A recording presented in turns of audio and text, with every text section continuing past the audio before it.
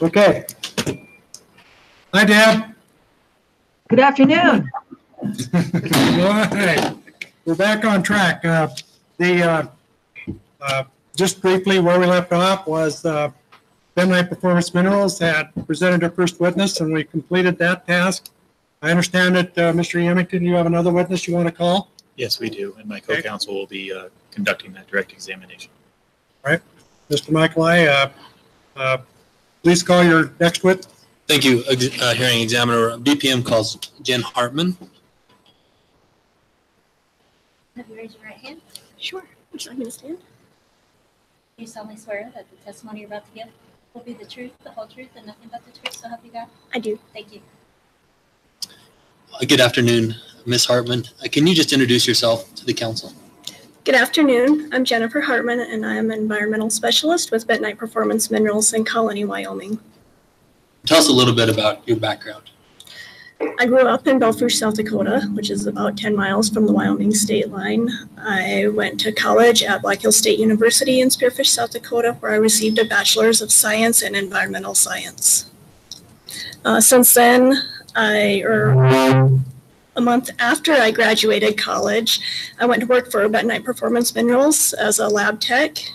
That was 2001. In 2004, I moved to the office and did plant production and rail traffic. And in 2007, I was incorporated into the mine group as a mine associate. And that's when I started helping with permit work. Okay, so since 2007, you've been helping with permit work. What does that mean? What do you do? So I help compile the permit applications, mine plan, reclamation plans. I help oversee consultants. I conduct baseline studies. I conduct some baseline studies myself. I compile and submit the permit annual reports to DEQ. I also help ensure that we're in compliance with our permit, our mining and reclamation practices, as a group.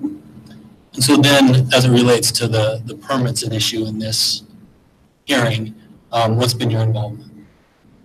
So for the permit application for Wyoming State Lease 04, I oversaw some of the consultants. I did a portion of the baseline myself, and I compiled the application to prepare it for DEQ's review. We've heard a lot of discussion this morning about the elements of what we're talking about here. And I'm going to break them into three because I think we want to talk about a lot of background noise. It's really, I can't hear. Yeah, that. It's like a big booming, electronic booming noise. Speaker. I'm getting the same thing over here. This is Deb Bomber. Is it still there now? I'm getting the same thing that Scott's getting. Is that better? Can you hear better now? I can hear you. I could not hear the others. Try it. Speak and see it. Can you hear me? Yeah, it's coming from you. There's like all sorts of electronic buzzing and whatever going on. Person talking, I heard voices in the last one, so I'm changing it. Okay. You'll have to speak.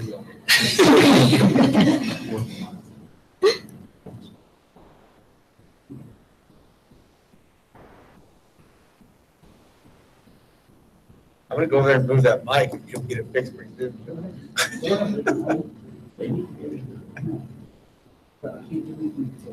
Okay, you want us to keep going? Okay. Can you just say the alphabet? But you have to I knew you were going to ask me to say.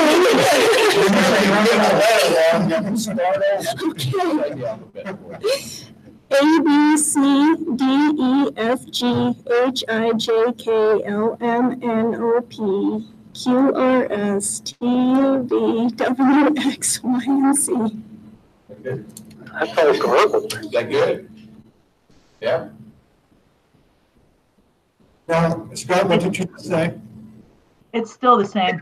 Well, I can hear like a occasional word, but a lot of it seems to be like a electronic squealing and buzzing and other things. I can only catch probably about a third of what you're saying.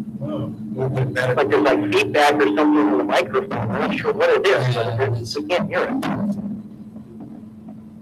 Do you want to turn the speaker?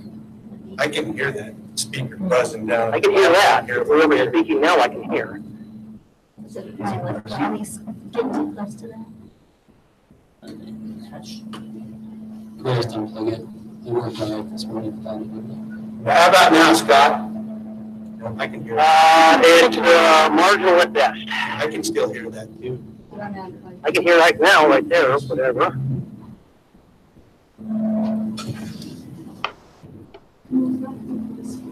Stop.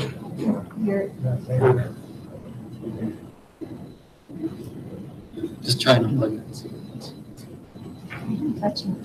All right. Now, how about now, Scott?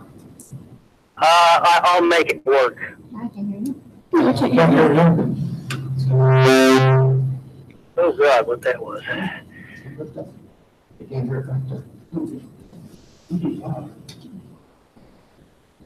Talk Jim talk and see if it. But when I first started this afternoon, I was hearing it come from over there. I thought, yeah, that's because the speaker, I didn't like speaker over there to help Kathy out, because she's having a hard time hearing Scott.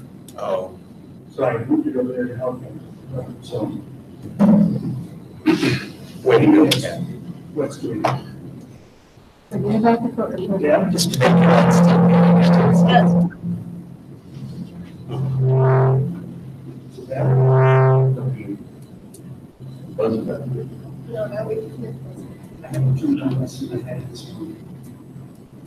Is it still there, Scott? I'll try to make it work. It's pretty garbled, but I'll try to make it work. Well, let's. I don't know what happened from this morning. It was this morning, this afternoon, that all sorts of weird electronic, like right now. Yeah, we're getting some of that back, the feedback noise too. So just bear with us, Scott, till we get this sorted out. Okay, I'm not sure what you said, but anyhow. Yeah, okay.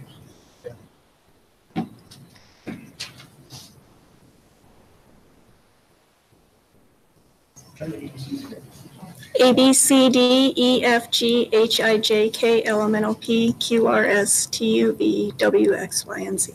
I could understand that. Great. That was much better. Yes. Thank you. Good.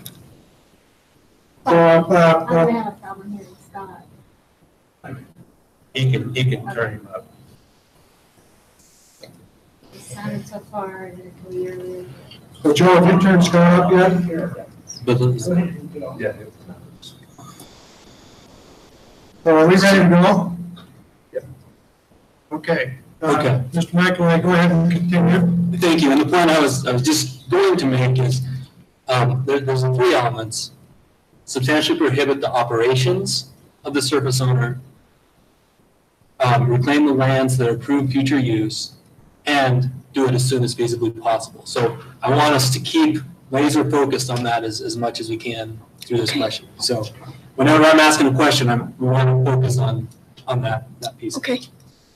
So explain to us your involvement with these particular permits. So with this permit application, I compiled a mine and reclamation plan as well, the whole permit package, including the supporting information. And I helped oversee the consultants that did some of the baseline studies. I did some of the baseline studies myself and put it all into one package for DEQ to review. Okay. And what type of baseline studies did you do? So we're required to do certain baseline studies. Those are written out pretty well in Guideline 6, which is a non-coal application of mine, and they include aspects like overburden soils, vegetation, wildlife, hydrology. So we have to do studies on all of those elements for the permit application.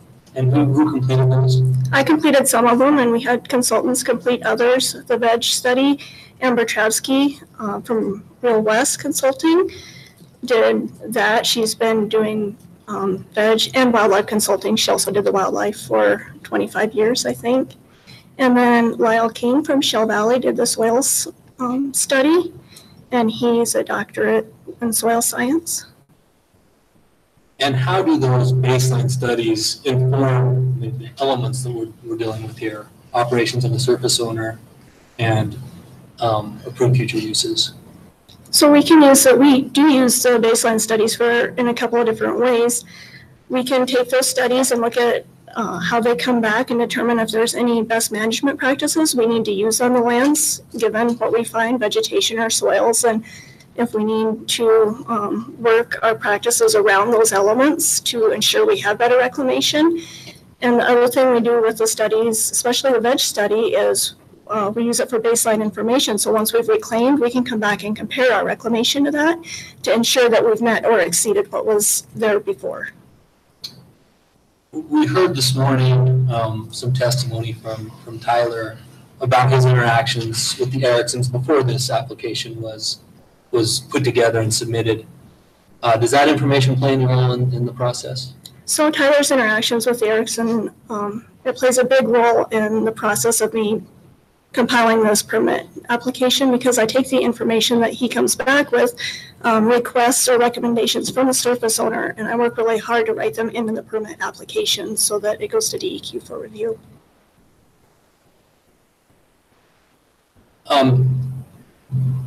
We also talked quite a bit about the Jolly Edsel, the neighboring lands and what has happened there. Did that experience play any role in your process of writing these permits? Absolutely. The same plans that were written into the Jolly Edsel mine and reclamation plan are what we took and wrote into this mine and reclamation plan. And, I feel like the reclamation on Jolly Edsel was quite successful, so it gave me a strong feeling for this permit application for the reclamation that we're proposing to do once it's reviewed by DEQ. And as you're gathering, so you get the baseline data, you get the data from the landowners and experience from other permits, where else do you look? What do you look for guidance of how to put this permit application together? So there's guidance on how to do it. There's statutes written how does, elements the permit application needs to include. And then there's the guideline documents that DEQ provides on how to perform, anywhere from performing baseline studies like Guideline 2 for vegetation or Guideline 1 for soils and overburden, all the way to Guideline 6, which is basically sort of, I use as a checklist for all the elements my permit application needs to include before it's satisfactory to turn into DEQ for review. And did you do that process on these permits? I did. And I think let's take a step back too and talk about, I think everybody's clear on this, but what is the current status of this application? So the application is all prepared, it's compiled, and it's waiting to be submitted to DEQ for review. And what are we waiting on? We're waiting on surface owner consent or order in lieu of consent, because it's a requirement of the permit application to have that. So let's assume that we go forward and order in lieu of consent is granted. What happens after that? So if order in lieu of consent were granted, it would be put into the permit application, and at that time the permit application would be submitted to DEQ for them to review. And then it would go through a completeness review and then as many technical reviews as it took to meet adequacy. And so I guess what we're getting at here is this is simply a proposal, and the DEQ will review that proposal. Absolutely. And will you continue to work with the DEQ through that process? Yes. And so if they identify technical questions, and you can continue to work through the permit. I expect that they will have technical questions that I will have to respond to. So as you're preparing this permit application, the first element was that it wouldn't substantially prohibit the operations of the surface owner. What did you do to try to take that requirement into account when you prepared the permit? So to prepare the permit so that I can determine it's not gonna harm their surface operations, I have to determine what their surface operation is. And actually written into permit 267C, it says all of our mine lands are grazing land. And the definition of grazing land says that it's land that's used for grazing, has indigenous native vegetation species, occasional wildlife use, maybe occasional haying or forestry, but that it's used primarily for grazing. And so it's my best determination that that's what that this land meets that definition. Having said that, if DEQ thinks that that should be different, they will respond so and tell me that. Michelle, can we pull up BPM Exhibit 108, and this has previously been admitted. And can you pull out the grazing land and then the definition? Okay, you talked about grazing land and you said a few words. Is grazing land defined anywhere in statutes or rules? Grazing land is defined in the statutes. And the definition basically says what I have here in my permit, that grazing land includes rangeland and forest lands where indigenous native vegetation is actively managed by grazing, browsing, occasional hay production, and occasional use by wildlife. And so in your estimation, as you were pulling this together, did you decide this land meets grazing land definition? In my opinion, this land meets grazing land definition, yes. Why? Because it meets the aspects written into the definition. But again, if the DEQ looked at this and came to a different conclusion, they would let you know that. Yes, they will write a response to me that says that they feel it should be a different land use. Okay, the second element talks about reclaiming the land to its approved future use. Talk to me about the process of preparing the application and how that played into it. So the approved future use ties back to what the land has sustainably been managed for, and also what has most value, either economic or social, to the land. And historically, the land in the permit application has been used primarily for grazing with incidental other uses. But by my calculations, grazing has been the historic management used on the land. We've heard some discussion this morning about highest previous use. Is that defined in the rules? Yes, highest previous use is defined, and it says that it's a sustained use with the highest value, either economic or social. And then what was your determination, based on those definitions about this land? I still think that the future use would be grazing land, but as I said before, if DEQ doesn't agree, they will tell me.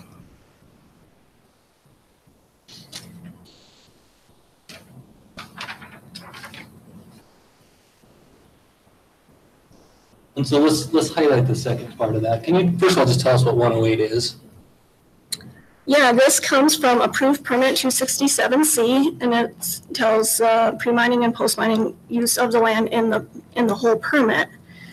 It's kind of some general permit verbiage that I refer back to a lot in specific permit applications, like Wyoming State 04 permit application refers back to this language that's already been approved. Okay, so that's something I want to make sure it's a little bit confusing that we're clear on. So there's an underlying permit, a general permit that's been approved. That's correct. And that's the mine plan, and that's what this is. That's correct. And then there's an application that is specific to the state land section. That's also correct, yes. And that's what we're going to put to the DEQ to ask them to look at. Yes. And how do those two interact with each other? The general permit, like we said, has already been approved, and as we move forward, we amend lands to that permit. So this is simply an amendment to include this in what's already been approved. And DEQ still needs to review this, so before we can put it into that, or into that permit. And they kind of reference each other, so you don't have to recreate the whole. That's exactly what it's for. The language in the general permit is a reference, so I can refer to, section 2.1.2 instead of copying and pasting it into every application that I write and adding all the paper. And so when we talk about approved future use, at least for here, the DEQ has indicated that grazing land is the approved use of this land. Is that right? Yes, for the permit line, yep. So all the other land under permit 267C where we've mined that's approved is classified as grazing land. But for the application, they still have the opportunity to review that. They have the opportunity to review that and ask me to change it if they so see fit.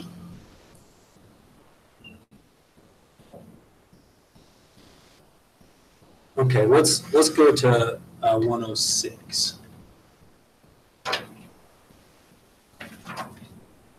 Which has also previously been amended. Can you tell me what that is? 106 is the approved mine plan for permit 267C. So it is the underlying mine plan that's already been incorporated for the permit itself, not necessarily for the application lands yet. But I do refer back to this general mine plan a lot in the permit application. It lays out, this approved mine plan lays out a lot of our best management practices as well as just standard operating procedures when we mine an area. Okay, and what in the general mine plan speaks to these elements that we're talking about today? So the general mine plan, it outlines our cast-back mining method, which basically says that as we mine one pit cut, we're reclaiming the previous pit cut at the same time. And it really explains that for this, for the permit as well as the application, we're proposing to move through that area as fast as possible because for each piece of ground we disturb at the same time we're reclaiming behind us. So you really can't move any quicker than taking the soil from one area and immediately laying that soil right over the previous area. And so then you talked about that, a continuous process of as you're mining, you're reclaiming behind you. Is there any kind of timing requirements contained in these permits? There is not a timing requirement written into the mine plan. There are timing requirements written into the reclamation plan. And we'll get to that. We'll get to that in a minute. I'd like to object to this line of questioning. This does not adhere to the 2.D. This is really a waste of the council's time. We've already covered this morning. We need to stay on track. Once again, address C and D, and we're not. We're off in some rabbit trail. Actually, I'm going to overrule that objection. Let's proceed. I think at least where you're at right now with regard to the timing, time is a critical factor in item D. Well, let's go ahead and move to the actual applications and the proposals. Again, with the understanding that the approved mine plan and the approved reclamation plan are in the background, these are the permit proposals. So let's go to, again, already been admitted, but Exhibit 1, the DPM Exhibit 1. This is again something that the DEQ is going to make a ruling on, not the Environmental Quality Council.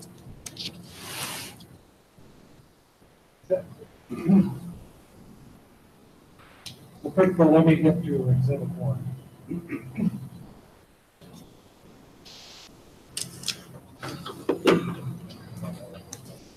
Scott, would you please repeat your, just what, I'm not sure I got that. Would you please restate your objection, Scott? I'm sorry? Would you please I restate? can't hear you. Yeah. I'm sorry, so am I restate my objection? Yeah. Would you Yeah, but my objection, I made two of them. One, I said that basically does not adhere, does not pertain to the elements of this hearing, which is C and D. And we've already gone over this material this morning. I think really it's just a waste of the council's time. And also, a lot of the stuff they're bringing up, kind of like we talked about this morning, this is something that the DEQ will make a decision on, not the Environmental Quality Council.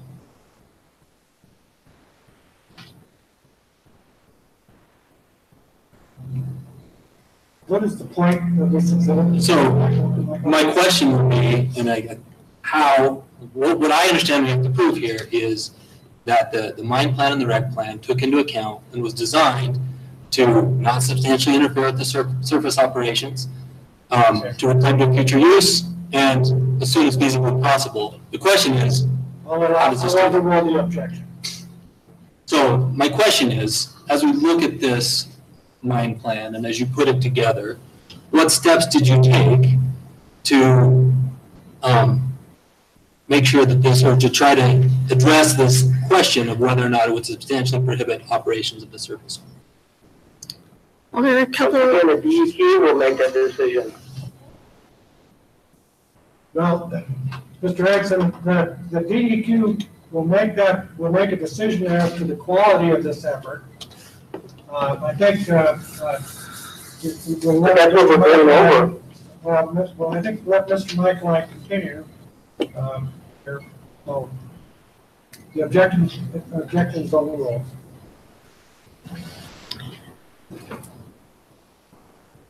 May I proceed? Go ahead. There are a couple elements in the mine plan that I feel I worked to compile the state that I had the surface uses in mind. And one is I tied back to the castback mining method. We're going to use the same mining method that I stated previously, where we're reclaiming as we mine. And then the other thing that comes into play with the mine plan is a disturbance area. Like Tyler talked about earlier today, where we'll have, maybe 10 or 15 acres of disturbance area open at a time in the whole permit area. And that's contained within the mine application? Yes. Well, let's go to the reclamation plan. And we'll spend some time talking about that. Again, 107 is the underlying reclamation plan.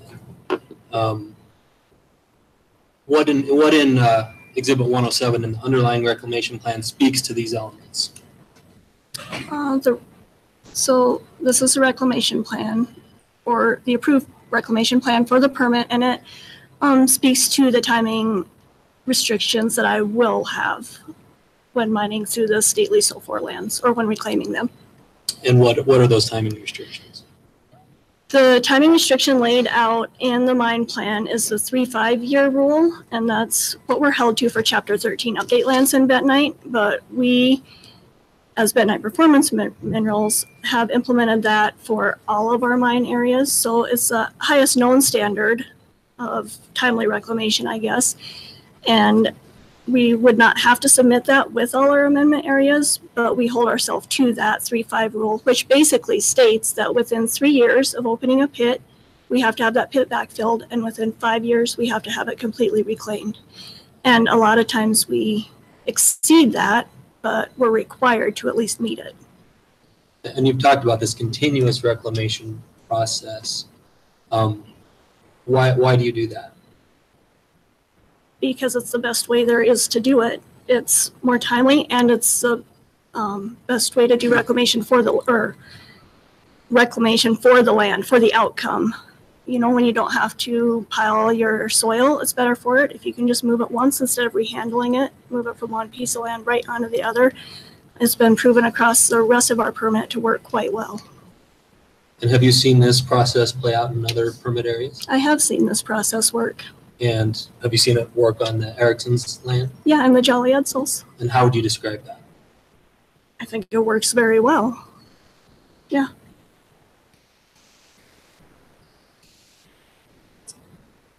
Is the 3-5 rule, is there any kind of legal requirement or statutory requirement for you to do that in this land?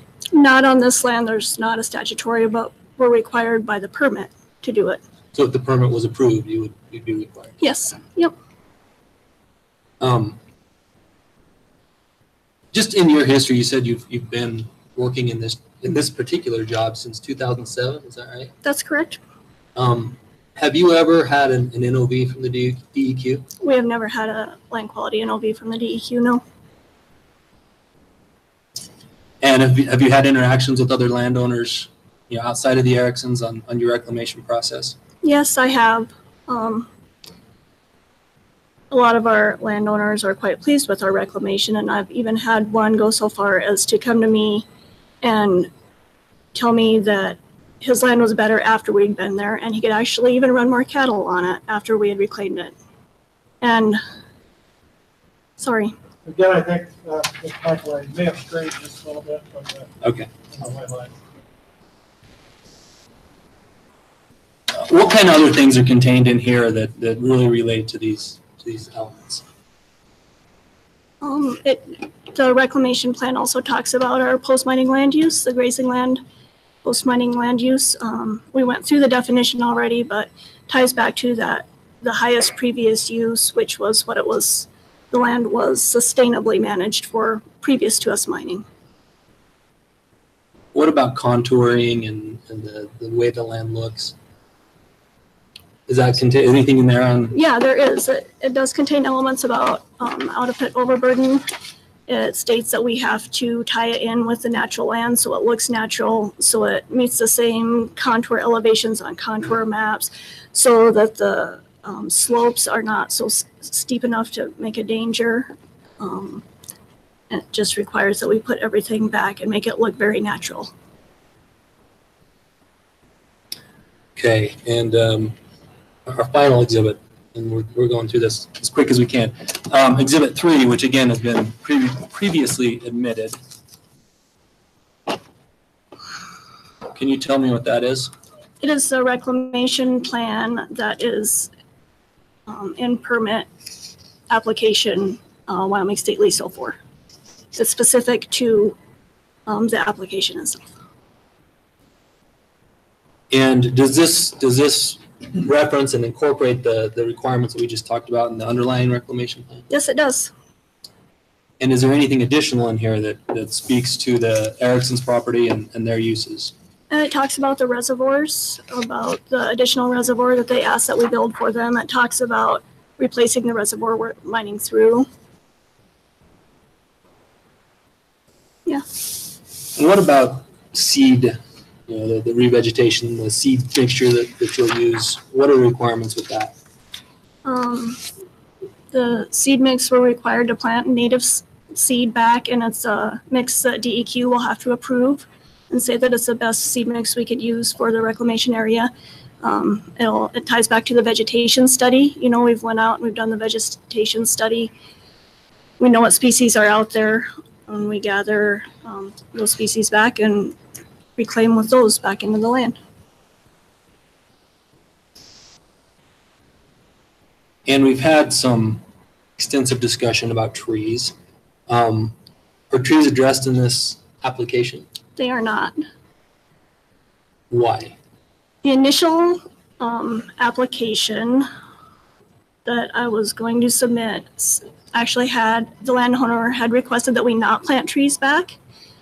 During a meeting with him and I and my manager, he made that verbal request. So the application originally included land. Trees will not be replanted at the request of the landowner. So then when the landowner came back and requested the trees, I simply removed the language, and it doesn't remove trees from the table necessarily, but we'll go through DEQ to determine that, and more so they can determine how we plant the trees back and what we plant back. They have the vegetation specialists that know the best science for planting trees, replanting trees. So how will this process about replanting trees play out going forward? So to include replanting trees in the amendment application, there's a revision process that I go through with DEQ, and I submit that revision and they review it just like they review the permit application. And then they will come back and tell me, this is what you need to plant, this is how you need to do it. And so trees can be incorporated into the final permit. Absolutely. And if they weren't, the Ericksons would still have the ability to appeal that final permit. Yes, because it has not been approved yet.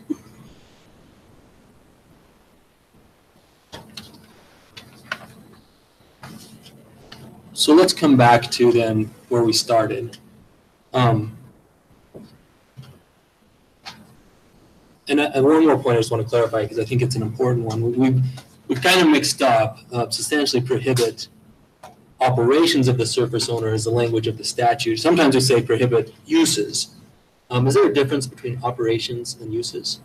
Yeah, the operation is what the land historically has been managed for. There's the definition of highest use or operation. Uses are more incidental, and there's a lot of different uses with any given land, but they're more incidental uses and something that's been managed for over the history of the land.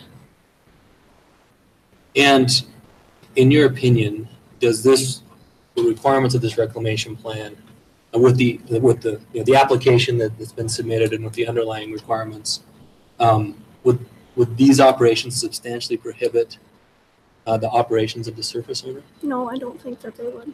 And why? Because I think that we are using the best practices that are out there. We're not going to disturb that much land at a single time. We're going to move through it as quickly as we can, as any mining at night, strip mining can be done. And you heard Tyler talk about that there'd be, 20 acres basically at a time that'd be out of grazing. Do you agree with that?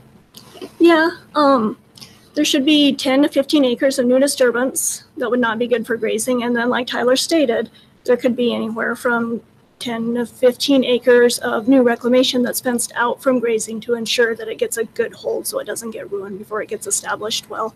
So I would say 20 to 30 acres, yeah. And when you dealt with Jolly Edsel and some of the other places, were they able to graze cows in that area? Yeah, they were able to graze cows in the area. Did it have an interference with that operation? Not that I could tell. Okay, moving to the second one, and we talked about, does this mine plan and this reclamation plan and the proposals reclaim the surface? And the first one is to its approved future use. It does. Ultimately, like I said before, DEQ can come back and ask me to change the future use, but I really feel strongly that the use of this land is grazing land, and if DEQ agrees, then absolutely it will be reclaimed back to grazing land and be able to be used for the same purposes. But you did your part of trying to figure out the best that you can based on the definitions found in the statutes to come up with what that use would be. Yes, I did. And you think it's grazing land? I do.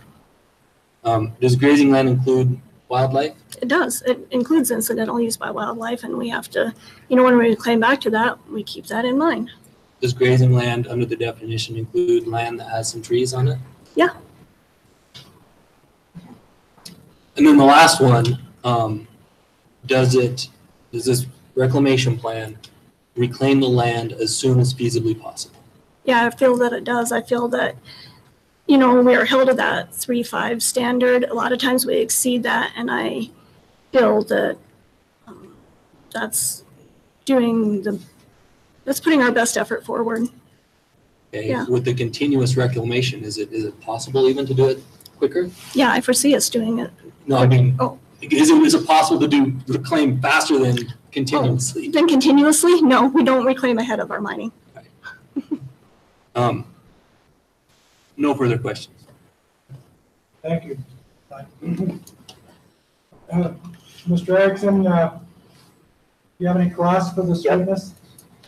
Yes, I do have some questions of Jennifer. Jennifer, you said that the 2U Ranch requested at one point that we didn't want any trees to be replanted. When did that occur? That was with an on-site visit with Ronald Erickson, Mr. Ronald Erickson, and myself and Joel Severin in the summer of 2014. Okay. When did we receive the information? When did you receive the information that you were going to knock out 11,000 trees? That was in September of 2017, I believe you stated earlier. Correct. So with that said, how could we make a really logical, rational response that we don't want any trees requested when initially thought it was just a handful of trees and not 11,000 trees?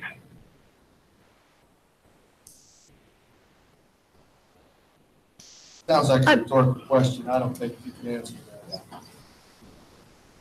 No, you wouldn't. Well, let me rephrase that.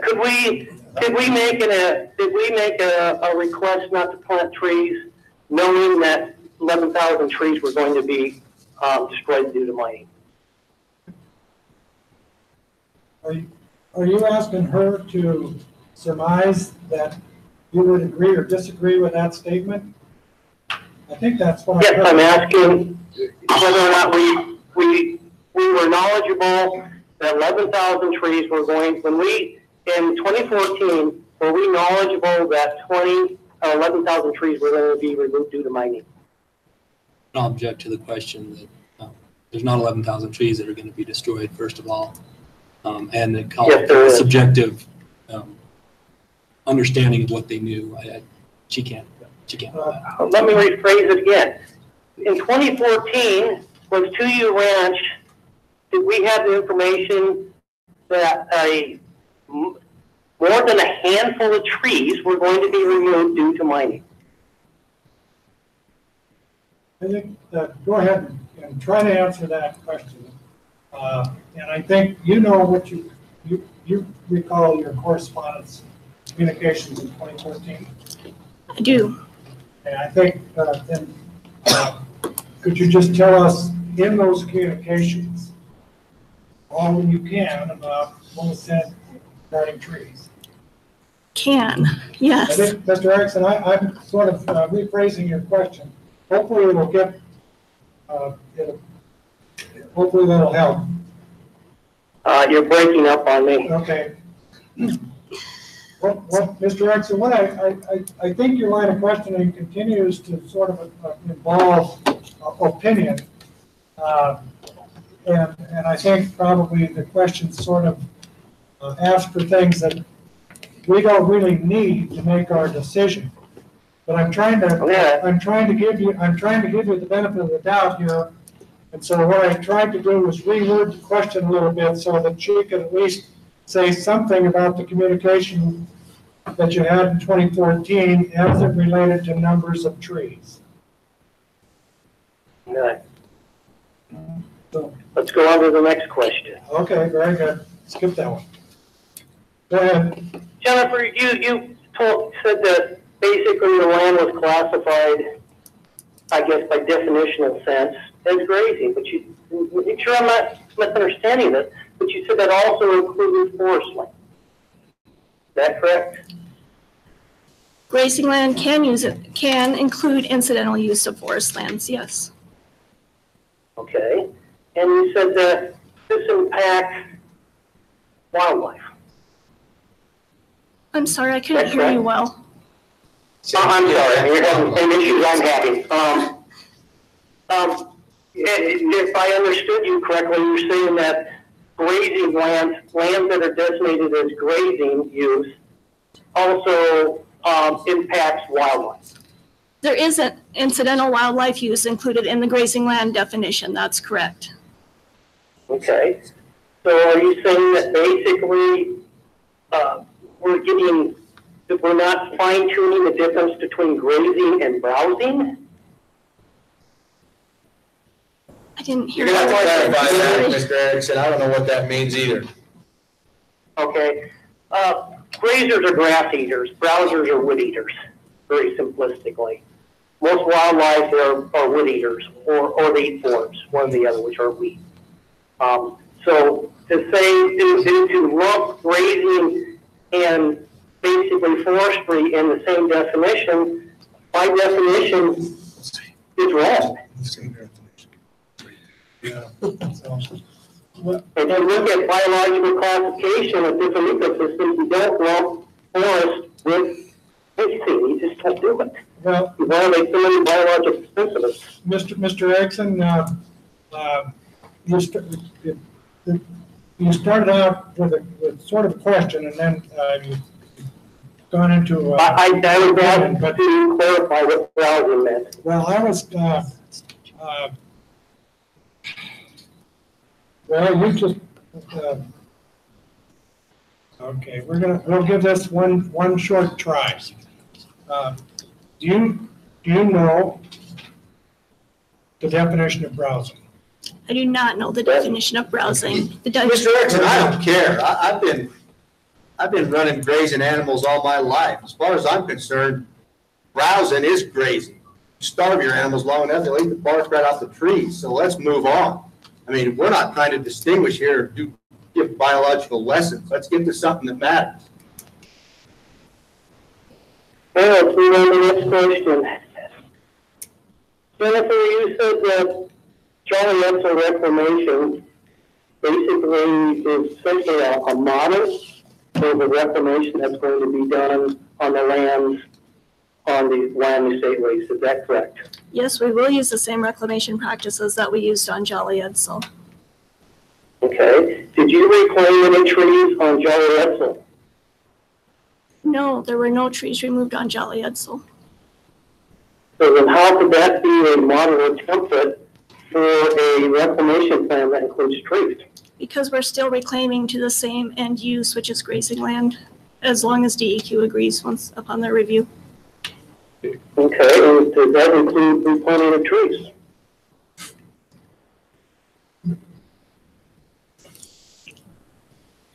I think, well, go ahead. You did state that a little while ago. Why don't you go ahead and restate what you Just said that- said about the trees? Yeah, it can include it. It doesn't at this time, but it can go back to DEQ and I can submit. Okay, is replanting of trees mandatory if the service owner requests in writing? It's required by our permit. It's not required by law. And as it's requested, DEQ will review it. Their vegetation specialist would review that to help us move forward with the best possible science that we needed to use to replace those trees. I know the Environmental Quality Council is very much frowned on restating that it is actually law. But if you do review basically the exhibit, basically 2D1 and 2 is very well listed. It is the law that trees have to be reclaimed. Where are you? Go ahead and ask your next question. I'm sorry? That That is my last question to Jennifer. Oh, okay, we're done. All right, thank you, Mr. Erickson. Members of the council, do you have any questions of the witness? I would just have one question, Jennifer. In your experience, has this been, the same kind of good faith effort putting these together that you've done? Yeah, Any reason that this one isn't the same as what or similar to what you've done in the past? no, we've used the same techniques, methods, meetings to compile this permit application. Mr. Just a Fletcher? couple quick ones. If you know, what's the depth of the topsoil in this mine area? It varies. Averages. It varies. I would say, I almost hate to say, but anywhere from 6 inches to a foot of topsoil. We also salvage subsoil in bentonite mining. And what's your average rainfall? About 15 inches in area-wide, region-wide. So is there any species that you're seeing out there that's going to be tricky to reclaim? Or is there any parts of that mining permit that you don't think you can get adequate topsoil coverage on that would make it difficult to replant any of these species that we're talking about? No, I don't feel that there are. I think we would be able to And on any of these reclamation projects that have been done out there, are you seeing anything that has turned into a train wreck? Weed infestations, bare ground, erosion, anything like that? No. Not so far. And we use best management practices to watch out for things like erosion, and we spray weeds, and we come along behind ourselves in the reclamation and still take care of the land.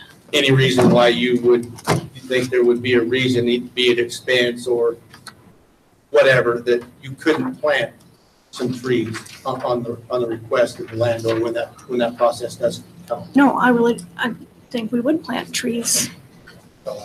Could I address that? I have a lot of information on that. No.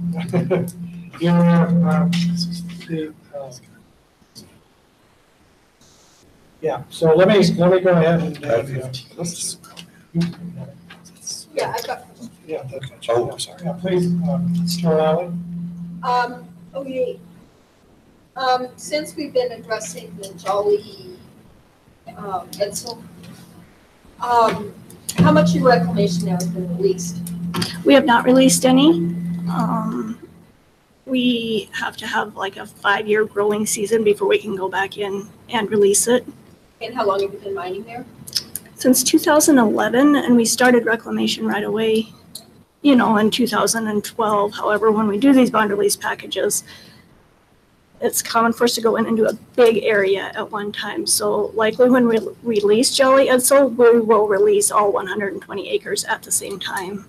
Okay, and how much is still fenced for livestock use? I don't know the answer to that question. And then, and I'm just talking about property that's owned by the Ericksons because you're a really large operation. When you were asked whether you've had any notice of violations, you clarified that it was you've had no land quality violations. Yeah, we've had no water quality or other to my knowledge. Okay, Yeah, I just wanted somebody- I go back to your other question about fences. I don't think that there are any fences left in there, So they haven't been released, but they are being raised. to my knowledge. Okay. Sure, I'm not missing any questions. On previous reclamations, if the landowners asked to have trees replanted, have you been able to successfully do that? We've never had that request before. Thank you. Dr. Bagley. Oh, thank you, Mr. Hearing Officer.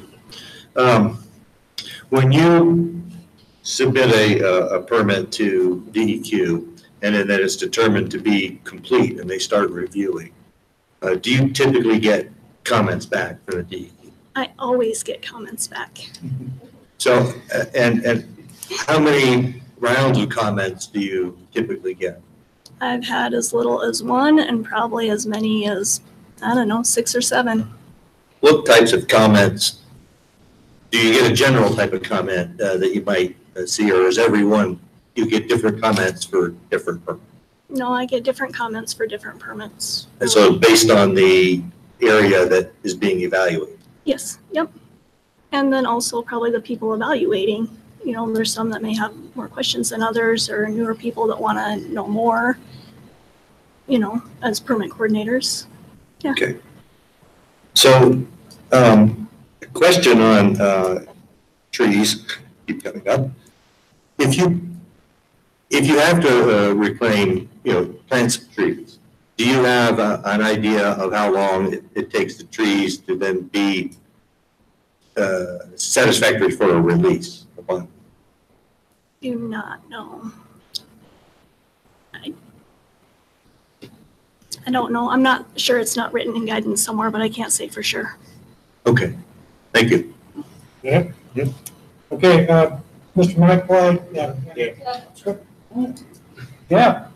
Sorry. Speak up, Deb. No, that's okay. I would if I had a question. Thanks, John. Thanks.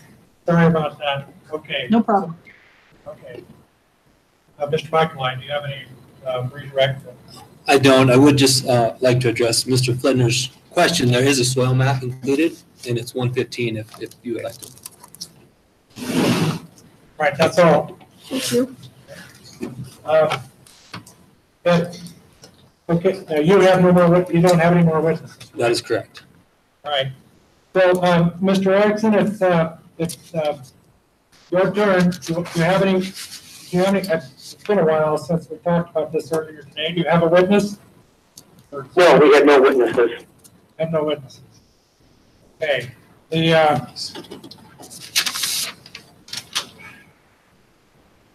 council,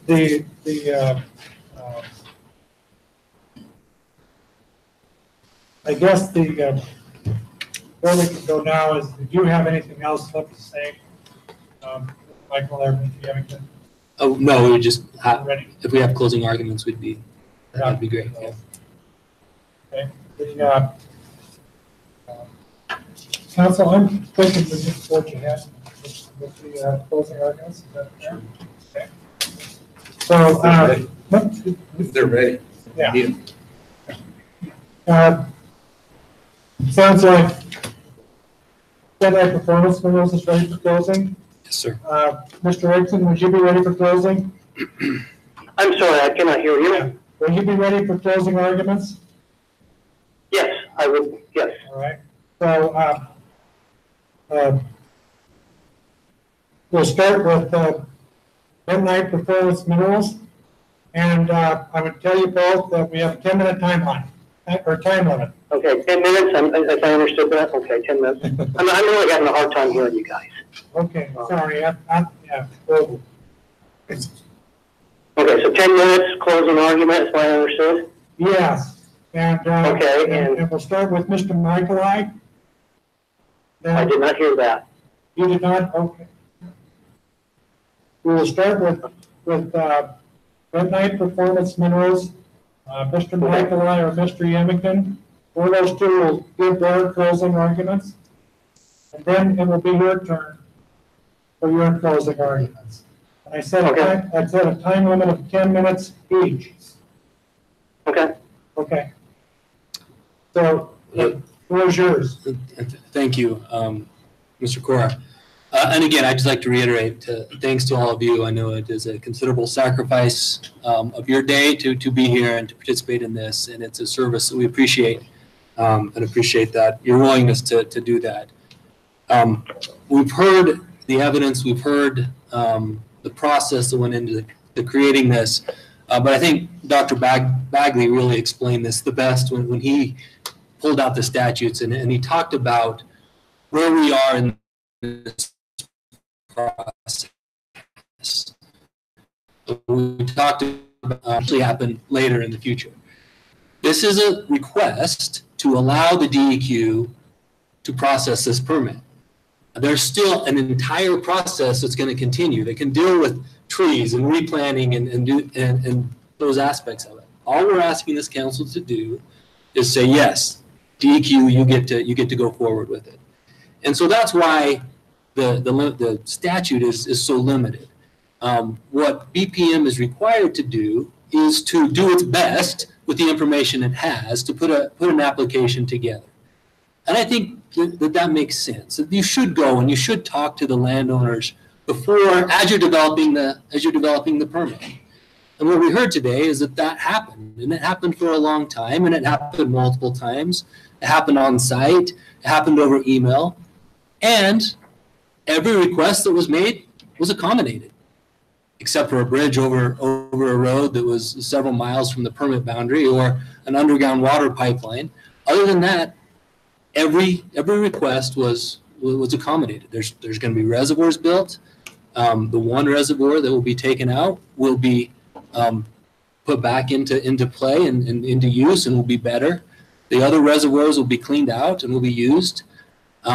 That understanding the current uses, that this land is grazing land. And that's the decision that we made as you look at it. And I would like to just read the statute. And this is from the EQA, and it defines grazing land as includes rangelands and forest lands where the indigenous native vegetation is actively managed for grazing, browsing, occasional hay production, and occasional use by wildlife. That's the definition under statute. Again, you heard Ms. Hartman talk about, she went out, gathered all this information, and decided that that was the appropriate future use. But in reality, that doesn't even matter yet, right? That's the decision we made based on a rational basis, based on the information we had. But the DEQ will still get to look at that. They will still have a decision to make on that, and they will make that final determination. If they determine it's grazing land and the Ericksons disagree with that, they would have the ability to appeal that decision. The fact that Mr. Erickson has cited to those cases that he has really proves this point, because those were final decision of permits that had been issued. And there's a process to question the DEQ's analysis and decision and final permit. That's not this. That's not where we are today. We heard both from Tyler this morning and from Jim this afternoon of the efforts that went into putting this permit together to meet these statutory definitions. That this land is run as one continuous operation, that it's leased to one neighbor who runs 375 AUMs on there for 6 months out of the year. That this mining operation is, the application includes the fastest possible way to reclaim it with the best practices to reclaim it, literally taking the topsoil off and putting it back on as you go. But by doing this process, all that you interfere with will be 20 to 30 acres at a time. So the entire impact on this grazing operation is 1, maybe 2 AUMs. We're talking about $60 a month. That is not substantial interference with the surface operations. We talked about approved future uses. Again, grazing land is defined in the statutes. We looked at that.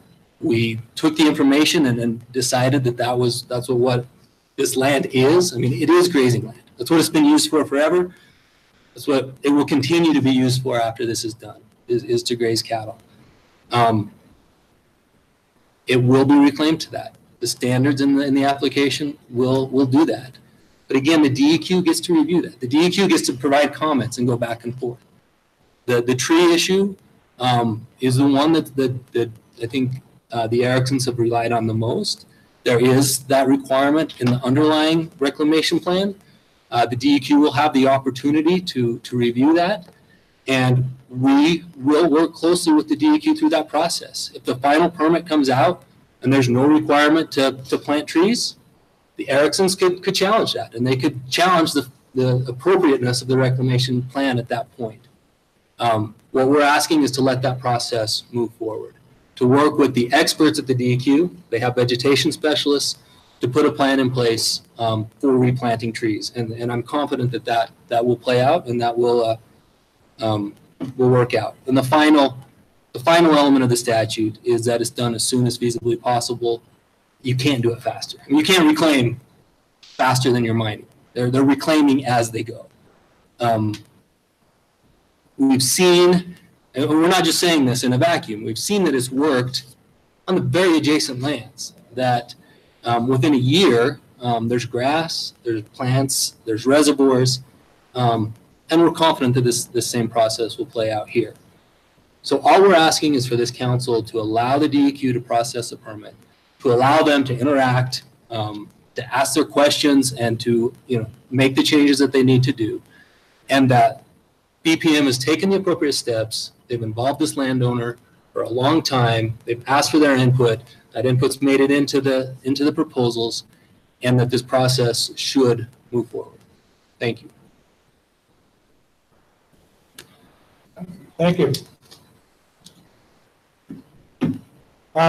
Mr. Erickson, are you ready for your closing argument? Yes, I am. Okay, go ahead and start. You have 10 minutes. Okay. Basically, I'd like to tell you, well, let me back up a little bit. BPM claims they've never tried to replant trees. And BPM has talked about a competing midnight mining operation, which is close to basically the state lease, American Colloid. American Colloid has the rights to 600,000 tons of midnight in the trees, just south, on the Two Ranch actually, just south of this Miami State Leaks. They walked away from it. We asked them why. And they responded with, we cannot replant trees. We tried. Whereas BPM hasn't tried to do this, American Colwood has. They said they've done all sorts of test plots, and some of it's actually published in the scientific literature. They said we can't do it. He said there's no way we can replant the trees we'd have to remove to Winey's. It's not physically doable. They said the soil's there, and once again, if you look at the soil... I'm going to object. I mean, this is stuff that was not brought up in that hearing at all. Okay. I'm just... Go ahead. But with that said, what Mayor Colwood has told us is that basically bentonite spoils in reclaimed areas. They said they're too clay. They're too full of clay and they're too acidic. And if you look at the soil data, basically off of BPM's own soil survey report, it says it's unsuitably acidic, and that the clay and silt content is in some cases 93%. We talked to American Colwood, and they said, well, one reason why trees don't really establish themselves is, for instance, like ponderosa pines. They have tap roots. In some cases, these tap roots go down to 36 feet, and that's what keeps them upright. They don't get blown over, they're like anchors, they don't get blown over the wind and all that. But tap roots will not go further than 3 feet in clay soils. So we talked to them. They said, well, has there been any work done on this? And really, the scientific literature, they said, yeah. They said, basically, the Forest Experiment Station in Rapid City made a real concerted effort to try to plant trees in bentonite spoils. And they couldn't do it. And they said, okay, can we do it even under the best conditions? So they did it under greenhouse conditions. They controlled the sunlight. They controlled the water. They controlled the temperature. They controlled everything. They couldn't get them to grow. All right, so okay, let's amend the soil. Let's put something in the bentonite soil to allow these trees to grow. They put sawdust and a variety of different other things. So under the best conditions in the greenhouse, they still couldn't get them to grow. So if you want to look at kind of the evidence from American Colwood and also what's in the literature, you can't grow trees in bentonite soil. They do not do it. The soil will not support trees. You cannot even get seedlings or saplings to grow beyond a little bit of time. You can maybe get them established in that 1 foot or less of topsoil, but once they have roots or taproot that extends beyond that, it's not growable. It's not doable. And the literature is just full of examples that they can't do it. Other mining companies basically said it's not doable. We cannot do it. We tried. They want to do it, but they can't do it. So to sum all this up here, if you look back at basically D, this whole reasons why the council should or should not do in lieu of consent. Hold on here, let me flip through my pages. It says that indeed, the proposed plan reclaims the surface to its approved future use in segments and circumstances, if circumstances permit, as soon as feasibly possible. Well, if you can never replant trees in bentonite reclaimed areas, then you can never, ever reclaim it. It's not feasibly possible, ever. So with that said, I conclude. You conclude? I conclude. I'm done. You're done. All right, well, thank you, Mr. Erickson. Okay. We're not at the place in the hearing, council, where we can pick up the decision right now. Wait, and so I see knowledge, yes, they're ready here, you're ready to take up the decision of, Deb Bonner, are you ready to take up the decision now? Yes, I would be. Okay. Then what I would do is entertain a motion of some sort to approve the request for an order in lieu of consent as it relates to items C and D. Recall items A and B have already been decided. Mr. Hearing Officer, could I suggest that we do these parts separate? Do part C and then do part D? Okay. Why the decision is binding one way or the other? Say that again, Scott, I'm sorry. I said, why do it by C or D? Because the decision is binding and will encompass both C and D. That seemed to be an extra unnecessary step. Well.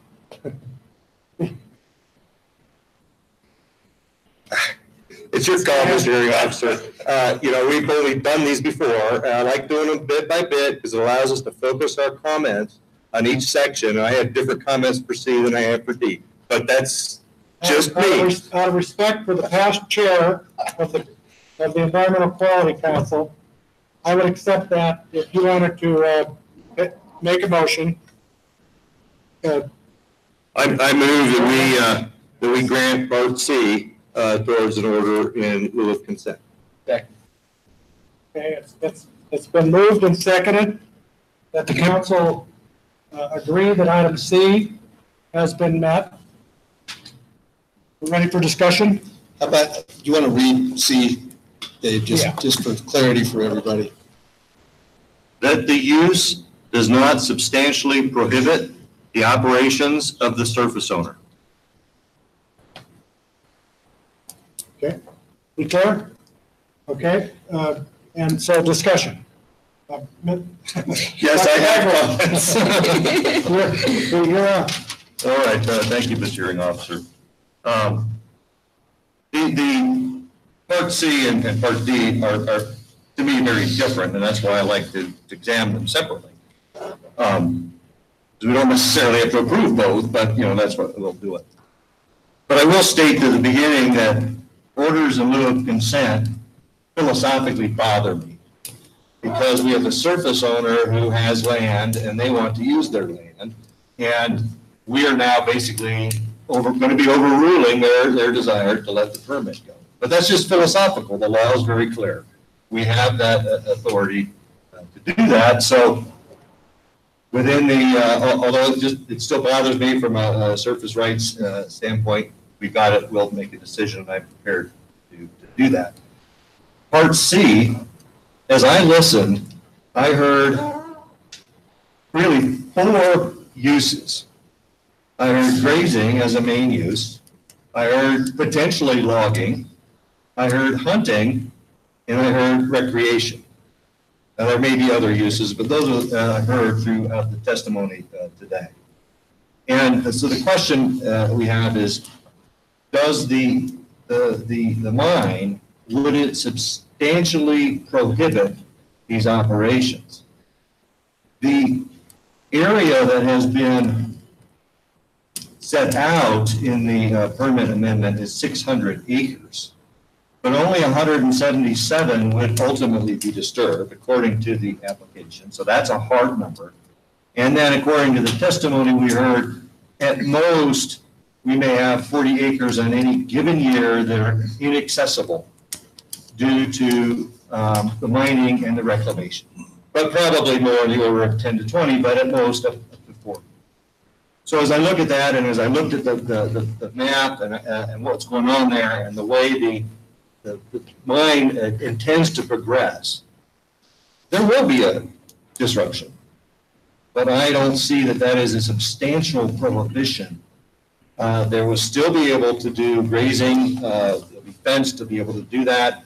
They will need to, I think the example of closing off at times for hunting was a good example, and I hope BPM continues to do that if that's what's requested. And if it's not, if there's an issue with that, that needs to be addressed as Mr. Cora said, through the DEQ process.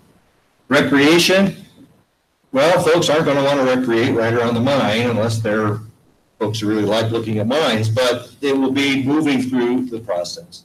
And the logging, to some extent, can occur. Well, any logging that needs to be done could occur prior to going into mining. So I don't see that the use the use of a mine there will substantially prohibit the current operations of the surface. So I will vote for the motion. Council members, Chair Lally. On C, and I'll kind of use the same procedure as Dave did to make it clear. On the grazing and when I read the figures presented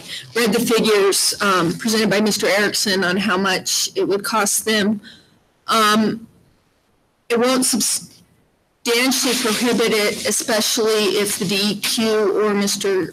Erickson can request water hauling or some way to make sure that that water is replaced while it's gone. Hunting, we didn't hear any testimony from an outfitter or anything saying that they wouldn't be able. They had planned to lease it, but weren't going to as a result. Logging, there might need to be some consideration on the difference in price between a mature tree and a non-mature tree. But again, it's not substantially prohibited. And the fourth use is midnight mining, which will be occurring.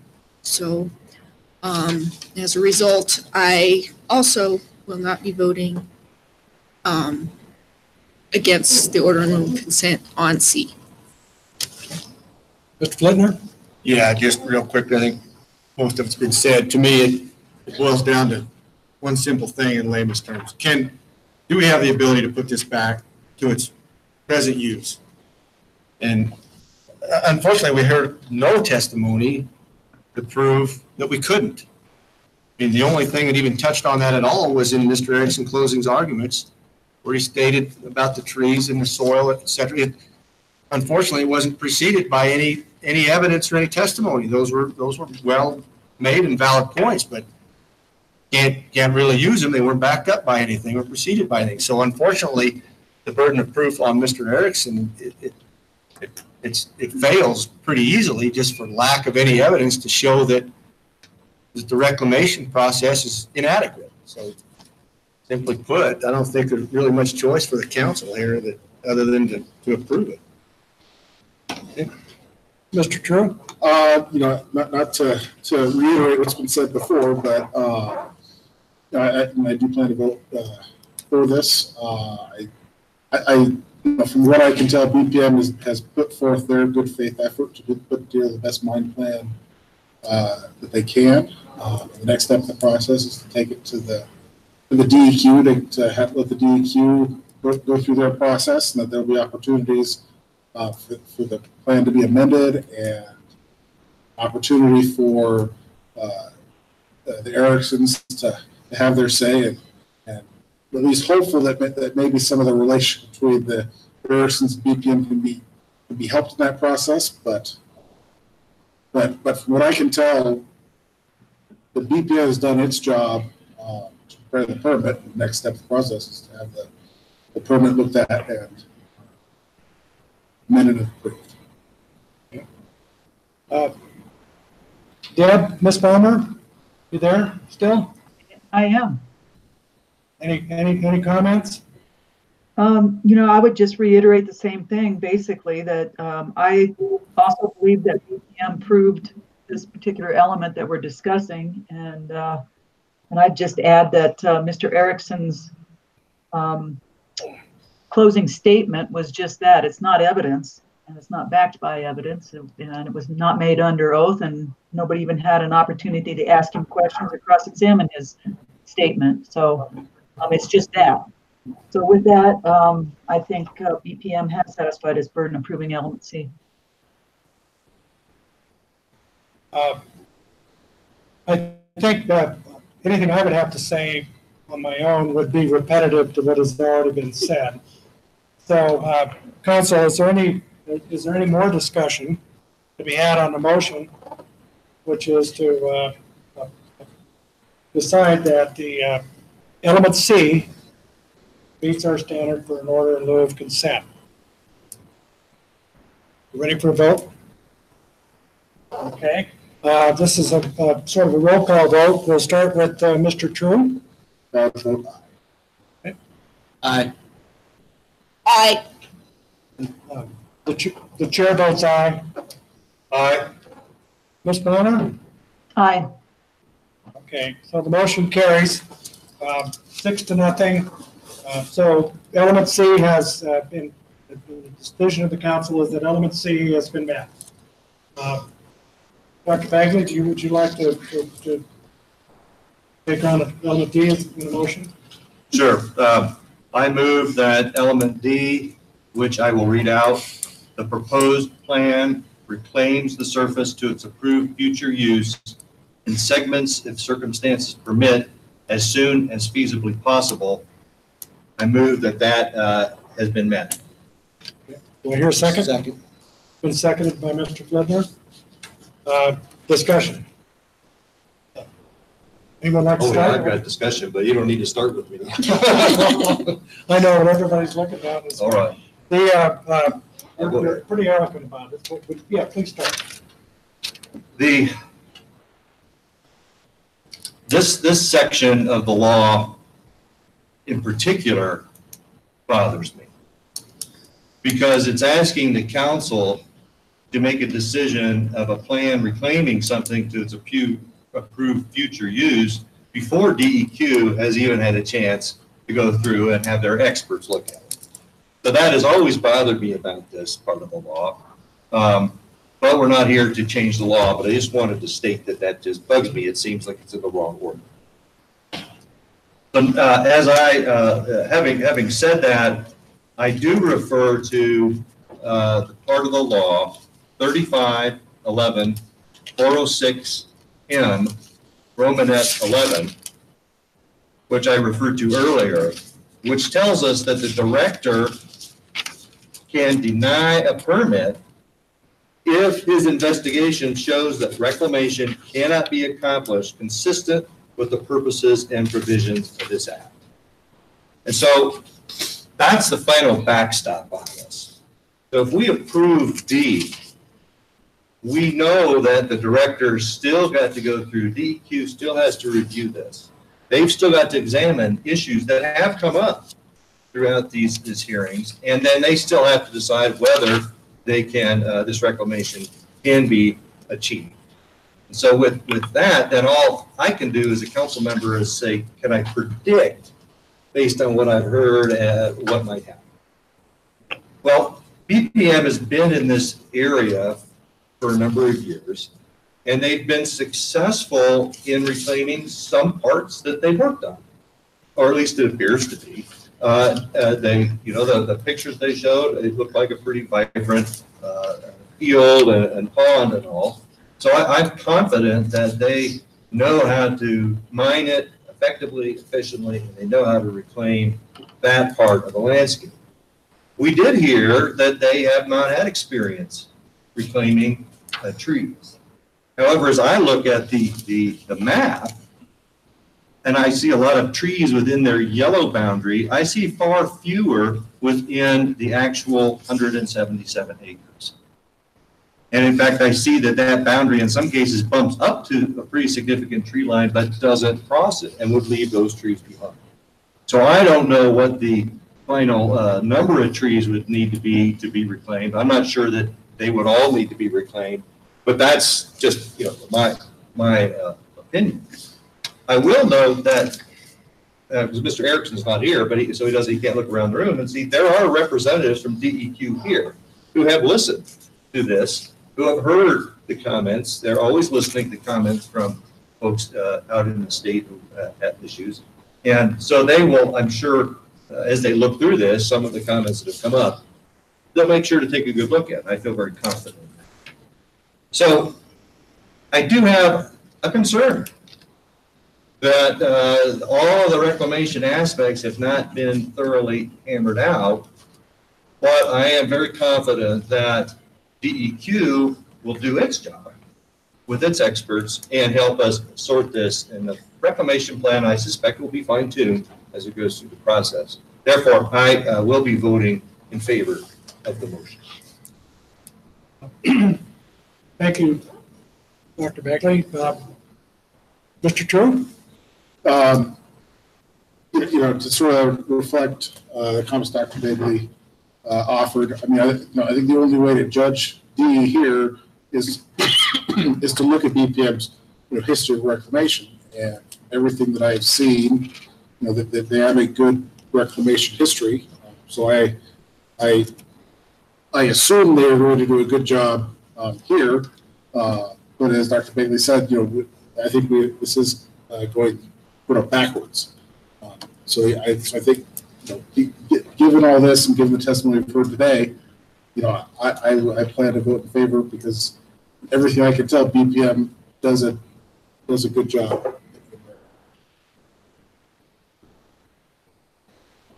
Okay,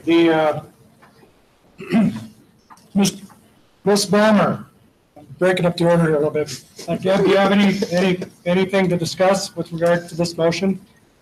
No, I intend to vote for the motion as well. I didn't hear any evidence, really only argument that reclamation could not occur. And so I think Dr. Bagley summed it up very nicely.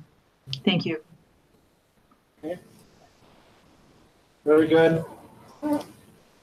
Mr. Flintner, no comment? Okay. Chair Lally. I do have comments. And I may go a little against the tide here.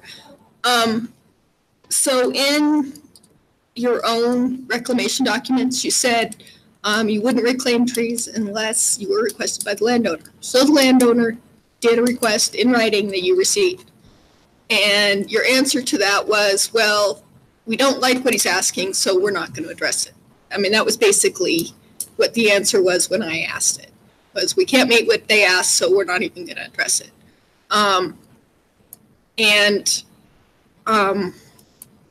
This is sort of my only issue with this. I'm not questioning whether or not you can do it. I don't have any evidence that you can't reclaim trees, at least plant saplings. And I guess the fact that you sort of ignored their request irritates me because that starts taking away from your good faith efforts. So I will be voting no on this particular element. Okay. Mr. Chairman. Yeah. Yeah, I don't know if it matters. Sounds like the votes are there, but if it brings us to a unanimous decision, we do have the ability to amend this, and it sounds like they were in agreement that if we just put an amendment on there that said that if requested, they've got to plant some trees. It's an option. I mean, we have the ability to do that if we want. It doesn't matter to me one way or the other. But. Okay. I think I've heard enough today to where I would feel very unqualified to mandate tree planting this time. My own first one. But we've all heard it. So anyway, that's my sense is that it might be straying into an area there that fair enough. Okay, in my turn, I just want to build a little bit off or key off of what Dr. Bagley said. When I read the fourth element D, and he's right about the approved future use, and of course the approved future use in the main permit, which is the permit that's being amended. That there is an approved future use in there, and it's called grazing. And when we go to the definition of grazing, grazing includes some wildlife use, or you can imply wildlife use, and so on. And so when I read item D, I really put my emphasis on the as soon as feasibly possible, because obviously we're not in the business of approving things necessarily, but that last phrase, as soon as feasibly possible, and I feel like we were given evidence today that suggests that that's going to happen. When you look at the backcasting method and you look at the sort of the contemporaneous reclamation behind the mining. So I feel like that element D has been met. So anyway, but that's all I had to say. So council members, any other discussion? Deb, Ms. Balmer, any other discussion? No, thank you. All right. Then it looks like we're ready to take a vote on the motion to approve the order in lieu of consent relative to item D. Let's take a roll call vote. We'll start, Mr. True, Aye. Mr. Flipner, Aye. Mr. Lally, Miss Lally, Chair Lally. Sorry No, about that. Chair Lally says no. The hearing officer said is yes. Aye. And Ms. Bomber? Aye. So that's five ayes and 1 no. So item D has been met. I would like to, so we're essentially at the end of our hearing. Mr. Erickson, I just want to make a closing, or at least a remark. I appreciate the time and effort that you all and your family have spent on this. It's clear to me that there's been a long track record over many years of communications between you and BPM. I think you heard some sentiment on the council today that the DEQ is here and has listened to this whole thing all day long. There's some sentiment in here that you have some strong feelings about what that reclamation plan will look like when it finally gets through the DEQ. I sensed some willingness on the part of the permit applicant to take into consideration those remarks. And in fact, you can't see that now, but I can see some heads nodding affirmatively. So I just want to tell you, thanks for taking the time. This is difficult, I know, for someone, first of all, to be long distance, and then to come in here and make the arguments. So I appreciate your participation. I guess that's what I want to get to at the end of my comments. And I encourage you to stay actively engaged as the DEQ processes this permit. Council, Well, thank you. any other Thank you words? to the council for their time. Okay, you're yeah, welcome. I have one more thing to say. Mr. Erickson, you'll have, once this permit application is through, if you're not satisfied, there is another shot at appealing it. And I hope that you're able to work closely with BPM so that does not occur. But you will be able to comment on the permit application itself. Okay, thank you for that information. Yeah, if I could, Mr. Officer. Just for your information, Mr. Erickson, it's 3511-406K. Any interested person has the right to file written objections to the application with the administrator, and that will be, so you'll see that occurs after it's been published that they're done. So, yes, you absolutely have, as Chair Lawley mentioned, another chance to do this. Okay. Okay. With that, I'm going to close the hearing. And so the parties are dismissed. All right, thank you. And I would like now at this point to ask Chair Lauer to take control of the meeting. Thank you, Mr. Cora. Why don't we take a 10-minute break, let everybody walk around a little bit, and then we will come back and discuss the Wilson. Yeah, so if you want to disconnect and click on the third link and we come back after. Are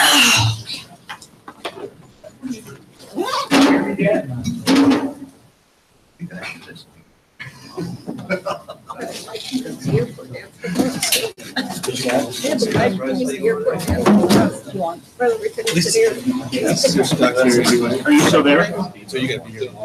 Michelle, you want to plug? Yes, please. Right. Yeah. HDMI. I wasn't here today.